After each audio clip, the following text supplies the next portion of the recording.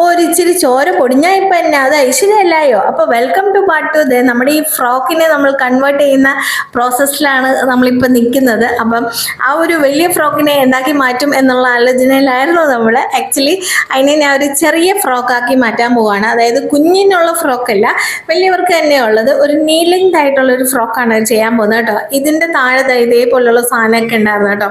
പക്ഷെ അത് നല്ല പൊടി ഉണ്ടായിരുന്നു. പക്ഷെ അത് ഞാൻ വിചാരിച്ചത് ഇനി ചെയ്യുന്നതിൻ്റെ അത് നമുക്കത് യൂസ് ചെയ്യാം. അന്ന് കാര്യം താഴെ നല്ലൊരു സ്റ്റിഫായിട്ടിരിക്കുമ്പോൾ നല്ല രസം ഉണ്ടായി കാണാൻ. അപ്പം നമുക്ക് അത് തന്നെ അത് കണ്ടിന്യൂ ചെയ്യാമെന്ന് വിചാരിച്ചു. അപ്പോൾ ബാക്കിയെല്ലാം ഇങ്ങനെ കട്ട് ചെയ്തെടുക്കുകയാണ്. അത്യാവശ്യം നല്ല ഫ്ലെയർ ഉള്ള ഒരു ഫ്രോക്കാണ്.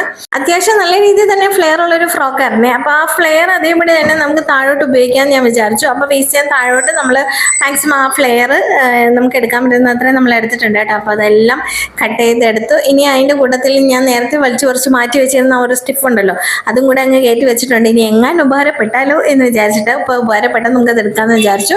പിന്നെ ദ പ്രിൻസസ് കട്ടിങ് ആണ് നമ്മളിവിടെ ചെയ്യുന്നത്. പിന്നെ നമ്മളൊരു ഹോൾട്ടർ നെക്ക് പാറ്റേൺ ആണ് കൊടുക്കുന്നത് കേട്ടോ.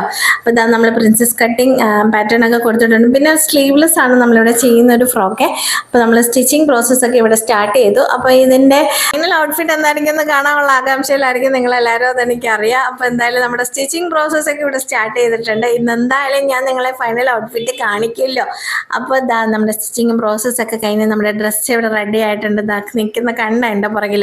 അപ്പോൾ ഇതാണ് നമ്മുടെ ഫ്രോക്ക്. ഒരു നീ ലെങ്ത് ഫ്രോക്കാണ് നമ്മൾ ചെയ്തേക്കുന്നത്. ആ ഫ്ലെയർ നമ്മൾ അതേപോലെ തന്നെ മാക്സിമം മെയിൻറ്റെയിൻ ചെയ്തിട്ടുണ്ട് കേട്ടോ. പിന്നെ ഒരു കോളർ നെക്ക് പാറ്റേൺ ആണ് നമ്മൾ കൊടുത്തേക്കുന്നത്. ഹോൾട്ടർ നെക്കാണ് കൊടുത്തേക്കുന്നത്. പ്രിൻസസ് കട്ടാണ് കൊടുത്തേക്കുന്നത്. അങ്ങനെ കുറേ സാധനങ്ങളൊക്കെ കൊടുത്തിട്ടുണ്ട്. അപ്പം മോഡലിട്ട ഈ ഒരു അപ്പറൻസ് ആണ് വരുന്നത്. അപ്പോൾ നിങ്ങൾക്ക് ഇവിടെ ഇഷ്ടപ്പെട്ടെന്ന് വിശ്വസിക്കുന്നു. അപ്പോൾ അടുത്ത വീഡിയോ ആയിട്ട് കാണാം.